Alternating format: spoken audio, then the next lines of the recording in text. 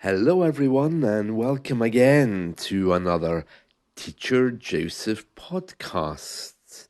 Well, today there's a really interesting question, and that is there an easy way to learn a language? Now, I know that you've probably all thought about this, you've probably all Googled it.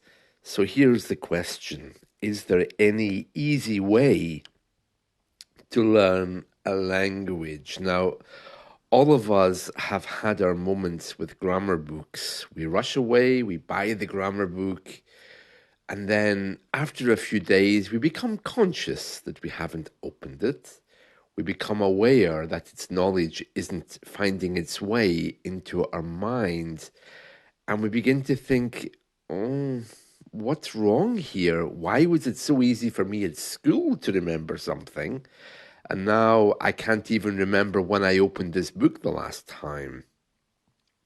You're not alone. There's many people out there who are asking the very same question. So in this little podcast, I'm hoping to try to help you find ways that makes learning a little bit easier. Okay? So we all know what doesn't work, first of all. We know that that book, which you rush out to buy, is not the be all and end all of learning. Be all and end all just means the beginning and the end. It's never going to have the last words about your performance. Let's talk about that for a moment. So, why do we do it? Why do we rush out and buy those books? Is it because they promise us English in 3 months or English in 1 month or whatever? No, I think, first of all, the reason why we buy these books is because the ritual of buying opens our minds up to the possibility of learning. And that is the secret of learning. You have to come to it being very, very open minded. If you don't come to it being open minded, then you're not going to learn very much. Because if you come to the table with an attitude of, oh, I can't do this, I can't learn, this is too difficult, then it's a self-fulfilling prophecy because you won't do it and it will remain a problem. So buying books shows how open-minded you are. Buying books, new pens, even a desk or a computer to help you with your learning is all designed to simply open your mind and prepare you for the way it should be done. And that's why simply going to the net and Googling English is rarely successful. So the buying books thing is good for your mental health and getting you in the mood, but it doesn't actually help you learn anything. You know, English people, when we go to the pub in the evening, we don't sit around and say, I'm really happy to see that new grammar book coming out. Why would we? That's not the kind of thing we talk about. And I'm sure it's the same in your language also. So you need to really get real and get into conversations. One of the best ways of doing that is to have a conversation with yourself in your head. After all, you are your own best friend. Well, most of us are best friends with our minds, not all of us. But conversations with yourself, writing out journals, the more creative you can be, the easier it becomes. Now, I do understand that when you come to a blank bit of paper with English and you have to write the story, there isn't a lot of room in that for creativity because you don't know any words. But you start off with something very basic. I went to the shops. I am Joseph. I am learning English. Even something affirmative. I can learn English. And it may be that in the first few moments you have to use Google Translate, but I can pretty much promise you that you'll never forget those words, especially if you're going to be writing them every day. Now, that's a very different thing from coming to a class every day or being presented with what looks like a huge book every day that you're supposed to be studying. That rarely works. Um, the other thing I need to tell you is to make English learning successful, you have to tap it in to your life. You have to connect it up to who you are. You know, if the language remains out there somewhere else that you go to once a week, let's just say that you're learning English, you go there once a week to the language school or to the italki class, whatever, and you have a feeling of, oh, here's this weekly lesson. I really, really don't want to do this.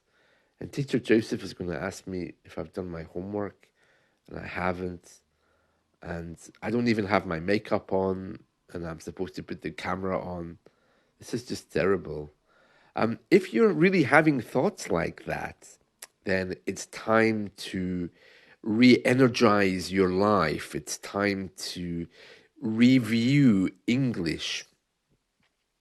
That might mean, I mean, if you've tried a lot of times at home to learn English and it's not happening for you, what you could do is you could perhaps choose the place where you study, change the room, get out the house, go to the library, go to the coffee shop, make that your English time.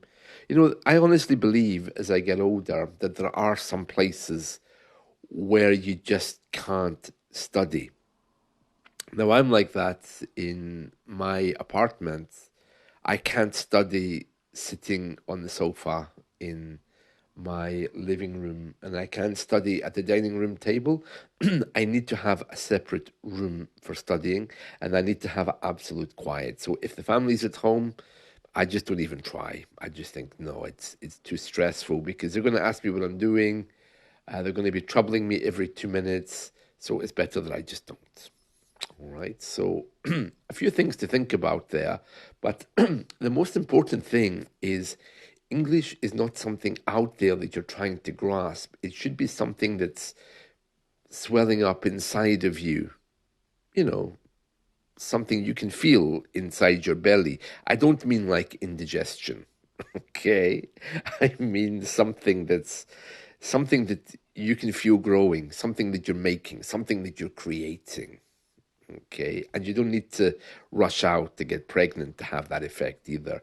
It's something which you just sense is happening naturally. And if you aren't sensing that, or if something doesn't feel right, then you really, really need to be reviewing to see how you can nurture that feeling. I think for most of us, the problem is stress. Okay, so for example, after talking to 9 or 10 people and I talk you every day, the last thing I want to see is a textbook for a second language. All I want is to put on a movie and watch aliens landing, killing everyone, getting back into their alien spaceship and leaving. I don't want any complicated storylines or any movies, nothing.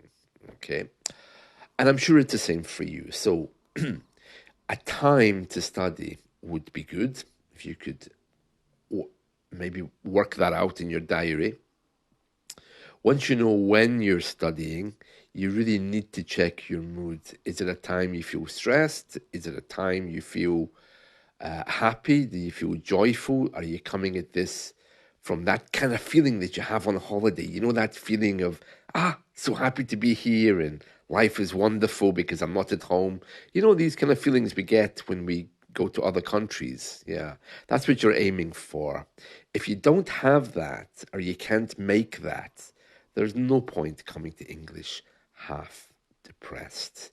And lastly, of course, the most successful people are the most creative, the ones who are able to sit down and just begin writing. I think that's a wonderful thing. So, put all the books away, just take out your pen and begin to write something that connects to you. A short biography, a short story about okay, it's not doesn't have to be a serial killer in the park, okay? But just a short story about something that you like. It's a wonderful place to begin. And that's a very different thing from getting your textbook and punishing yourself for not looking at it. You will need that textbook, so don't throw it away.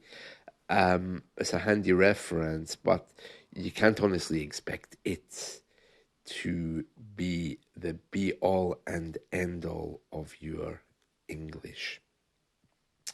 That's it from me for today. I hope these small tips have been helpful. Let's talk again soon, and I wish you all a really wonderful, wonderful day. Thank you, and goodbye.